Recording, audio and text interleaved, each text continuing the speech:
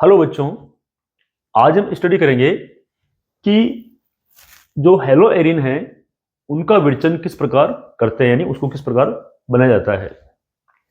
तो इसमें सबसे पहला है कि हाइड्रोकार्बन जो होते हैं उससे इलेक्ट्रॉन रागी प्रतिस्थापन द्वारा हेलो एरिनों का विरचन। अब हाइड्रोकार्बन में यहां पर बेंजीन है, टोलुइन भी ले सकते हैं। तो सबसे पहले देखते हैं बेंजीन के लिए, क्योंकि बेंजीन से ही बनेगा हेलो एरिन। तो यहां पर ये एक बेंजीन है और इससे हमें बनाना है हेलो एरिन, और यहां पर ये हेलोजन है। अब इसके लिए जो उत्प्रेरक है वो लेना पड़ेगा हमें आयरन और ये हेलोजन। इनको मिलाया पहले तो मिला हमारे पास में FeX3, और X जो है यहां पर या तो Cl होगा या Br होगा। तो ये जो है FeX3 ये क्या करता है, इसको बोलते हैं हेलोजन कैरियर, यानी हेलोजन को बेंजीन के पास में ले जाने वाला। ये ध्यान देना है। अब बात है कि ये इलेक्ट्रॉन रागी प्रतिस्थापन कैसे होगा। देखो, तो पहले आपको थोड़ा इलेक्ट्रॉन रागी के बारे में बता देते हैं कि बात करें अगर प्रतिस्थापन की, तो प्रतिस्थापन दो तरीके से होता है। एक होता है इलेक्ट्रॉन रागी,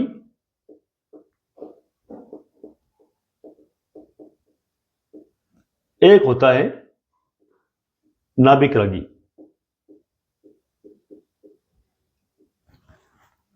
इलेक्ट्रॉन रागी को हम दिखाएंगे E+ से, और नाभिक रागी को दर्शाते हैं Nu- से। तो इलेक्ट्रॉन रागी मतलब माइनस से राग करने वाला, माइनस की ओर अट्रैक्ट होने वाला, आकर्षित होने वाला, यह होता है इलेक्ट्रॉन रागी। और नाभिक रागी होता है प्लस की ओर आकर्षित होने वाला।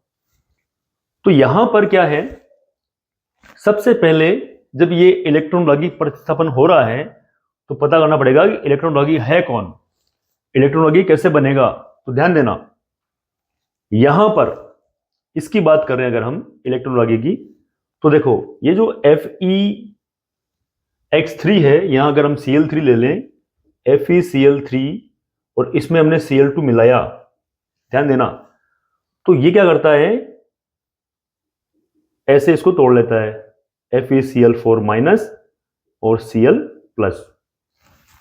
इसको तोड़ के एक बना दिया FeCl4- और ये बना दिया यहां पर Cl+। यही है वो इलेक्ट्रॉन रागी।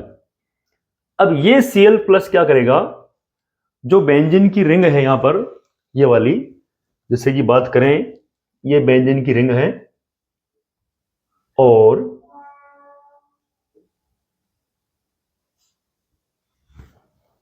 यहां पर एक हाइड्रोजन तो होता ही है।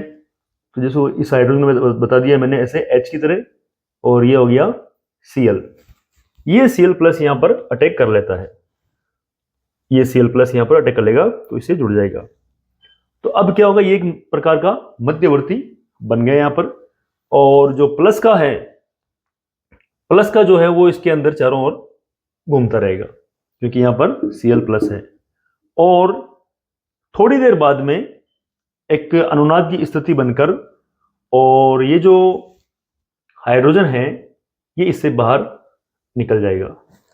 अब ध्यान देना, ये हाइड्रोजन निकलकर कहां जाएगा, ये जाएगा इस वाले के पास में।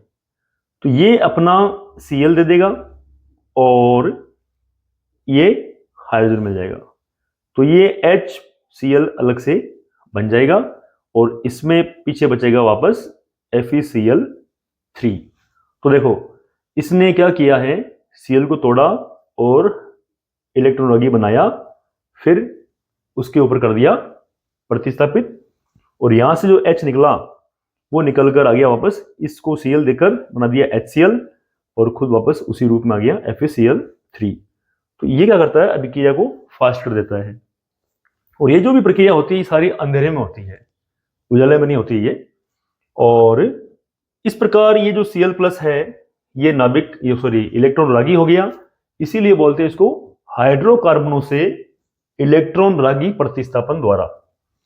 तो अब देखो यहां पर ये X2 लिया हुआ है और FeX3 ये एक फॉर्मूला है, तो यहां पर FeCl3 ले लिया हमने, Cl2 ले लिया, तो इसने पहले क्या बनाया, इसका Cl प्लस बनाया, तो इसका X प्लस बनाएगा और यहां पर अटैच कर देगा और बगल में मिलेगा हमें सह उत्पाद के रूप में HX। अगर यहां पर Cl लेंगे तो HCl मिल जाएगा, Br लेंगे तो HBr मिल जाएगा। जैसे कि यहां पर Cl लेके हमने इसका एग्जाम्पल किया है ये, तो यहाँ पर X2 की जगह Cl ले लिया और FeCl3 अंधेरा कर दिया यहाँ पर, और ये इसी रूप में X की जगह Cl आ गया, तो ये मिला हमें क्लोरोबेंजीन। सेम इसी तरह हम ब्रोमोबेंजीन भी बना सकते हैं। तो एक तो ये ध्यान देना है। अब अगर क्या हो, हम अगर टोलुइन लें, तो टोलुइन के लिए क्या करेंगे, हम यहां पर ये लगा दिया CH3, ये टोलुइन है, इसको कह दो टोलुइन। तो ये टोलुइन जो है बाकी सारा इसी तरह रहेगा। अब इसमें क्या है कि ये CH3 कर देते हैं, इसमें दो तरह के उत्पाद बनेंगे, ऑर्थो और पैरा।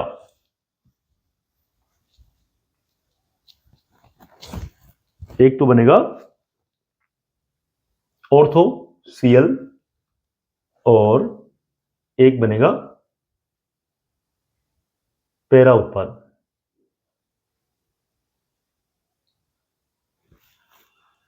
यहां पर CH3 है ही है और यहां आ जाएगा Cl। तो ये ऑर्थो क्लोरोटोलुइन है, इसको लिख देंगे हम ऑर्थो क्लोरोटोलुइन।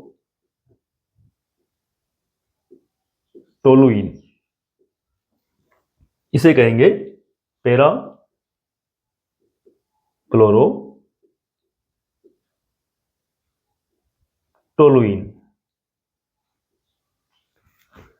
तो ये दो मिलेंगे यहां पर हमें। तो इस प्रकार क्या है,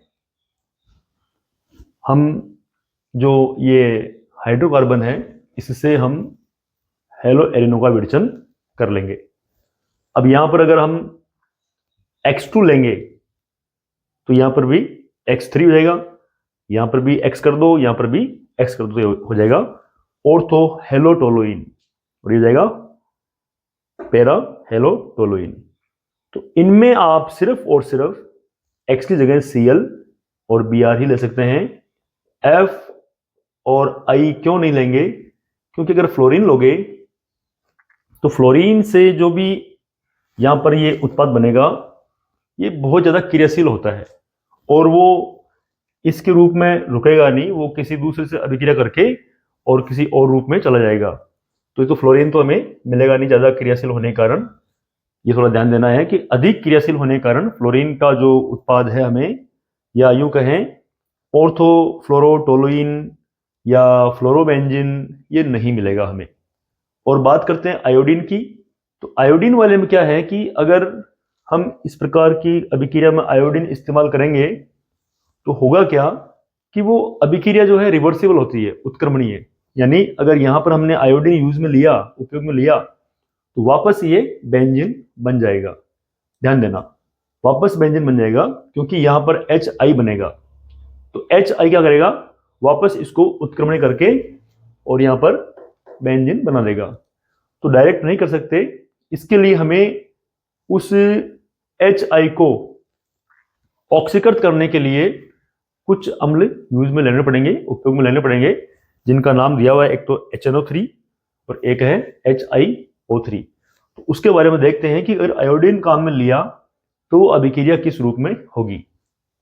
यदि हम आयोडीन का इस्तेमाल करेंगे यहां पर, तो क्या होगा, आयोडीन में एक ये HI बनेगा, तो ये क्या करेगा, ये एक प्रबल अपचयक होता है जो इस आयोडोबेंजीन का वापस बेंजीन में ऑक्सीकरण कर देता है। तो ये प्रबल अपचयक है, तो इसको वापस क्या करेगा, बेंजीन में बदल देता है। तो ये अभिक्रिया उत्क्रमणीय अभिक्रिया हो जाती है। तो इसके लिए क्या है कि हमें इस आयोडीन का ऑक्सीकरण करना जरूरी है। तो आयोडीन का ऑक्सीकरण करने के लिए क्या है, हमें चाहिए प्रबल ऑक्सीकारक। तो देखो ये जो आयोडिक अम्ल है, नाइट्रिक अम्ल है, ये क्या है, ये प्रबल ऑक्सीकारक है।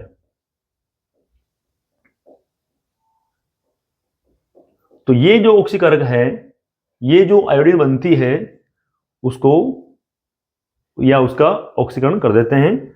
और देखो यहां पर ये 5 है, यहां पर HI के 5 अणु हैं और उसका आयोडिक अम्ल ने ऑक्सीकरण करके और बना दिया H2O और 3I2। या फिर आप ले लो नाइट्रिक अम्ल, तो ये दो जो HI है उसको ऑक्सीकरण करके बना देगा 2NO2 और H2O और I2। ये अगर मिलाएंगे तो वापस ये अभिक्रिया जो है वो रिवर्स यानी उत्क्रमणीय नहीं होगी, वो वापस फॉरवर्ड ही रहेगी, यानी ये बना रह जाएगा। और इसको अगर ऑक्सीकरण नहीं किया, इसका ऑक्सीकरण नहीं किया, तो ये वापस उत्क्रमणीय होकर और बेंजीन बना लेगी। तो एक ये भी आपको ध्यान देना है कि अगर आयोडो बेंजीन बनानी है तो हमें प्रबल ऑक्सीकारक लेने हैं, जैसे कि आयोडिक अम्ल और ये नाइट्रिक अम्ल का उपयोग करना पड़ेगा। तो ये थोड़ा सा एग्जाम के हिसाब से आपको याद रखना है। इसके बाद देखिए जो एमीन होते हैं, एनिलीन वगैरह, तो उससे भी हम ये बना सकते हैं एरिल हैलाइड या हेलोबेंजीन या हेलो एरिन। तो इसमें क्या देखो, ये जो अभिक्रिया है कि एमीन से अगर हमें हेलो एरिन बनाना है तो उसमें एक तो जो अभिक्रिया का नाम है ये याद रखना है, सैंडमायर रिएक्शन है, सैंडमायर अभिक्रिया।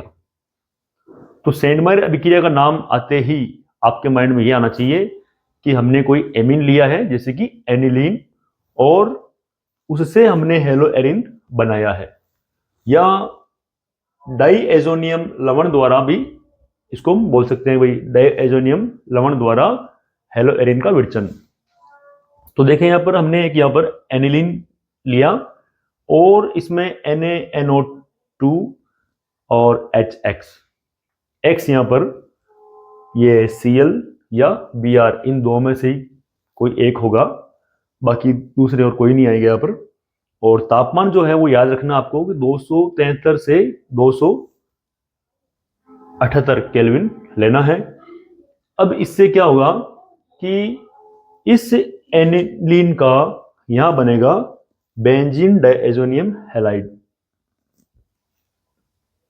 तो ये इससे क्या होगा, यहां से ये H2 निकल जाएगा, उसकी जगह जाएगा एक तो N, एक जाएगा X।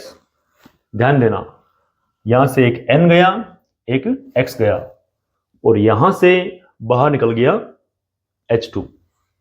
तो ये N और N हो गया N2 प्लस, और X गया तो ये हो गया X माइनस। ये आयनिक बॉन्ड बन गया यहां पर। और यहां से जो H2 निकला और यहां से O लेकर वो बना लेगा यहां पर H2O। तो हमारे पास में इसको लिखने की जरूरत नहीं है, आप यहां तक करो तो भी सही है आपका। तो बेंजीन डाईएजोनियम हैलाइड बना, इसके साथ में फिर हम आगे अभिक्रिया करेंगे तो हम लेंगे Cu2X2। तो X का मान यहां पर जो X है वो यहां पर भी आप Cl बनाना है तो Cl ले लो, अगर यहां पर आपने Cl लिया है तो, और Br लिया तो यहां पर Br लिया है तो यहां पर भी Br लो, तो आपको ब्रोमोबेंजीन मिल जाएगा यहां पर। तो ये आगे बढ़ी अभिक्रिया। अब इससे क्या होगा, यहां से ये जो N2 है ये वाला, ये बाहर निकल जाएगा। तो N2 बाहर निकल गया तो पीछे बचा यहां पर ओनली फॉर X, तो ये बना एरिल हैलाइड। अब यहां पर आप Cl Br लेके देख सकते हो आराम से, कोई दिक्कत नहीं है एग्जाम्पल के रूप में। और एग्जाम्पल पूछे तो आपको यहां पर X के साथ साथ में एक ये Cl या Br रख के भी एग्जाम्पल बता देना है, सीधा X रख के नहीं छोड़ना है, ये ध्यान रखना है यहाँ पर। और या फिर X लिखो तो फिर कोष्टक में लिखना है आपको कि यहाँ पर Cl और Br दोनों में से कोई सा भी X हो सकता है। और अगर हमें आयोडो बेंजीन बनाना है तो आयोडो बेंजीन के लिए आपको क्यूप्रस हैलाइड डालने की जरूरत नहीं है, यानी Cu2X2 डालने की जरूरत नहीं है। आप डायरेक्ट पोटेशियम आयोडाइड डाल के उसको हिला दो, हिलाने से आपको आयोडो बेंजीन मिल जाएगा। ये बहुत ही आसान से मिल जाती है। तो ये है आयोडो बेंजीन। तो इसमें आपको Cu2H2 की जरूरत नहीं है, डायरेक्ट पोटेशियम आयोडाइड डाल के इसमें डायजोनियम जो हैलाइड है इसमें आप ये आराम से कर सकते हो, कोई दिक्कत नहीं है। तो ये अभिक्रिया भी आपको ध्यान देनी है कि अगर आपको आयोडो बेंजीन बनानी है सैंडमायर रिएक्शन द्वारा तो आप क्या करेंगे, तो ये आपको याद रखना है।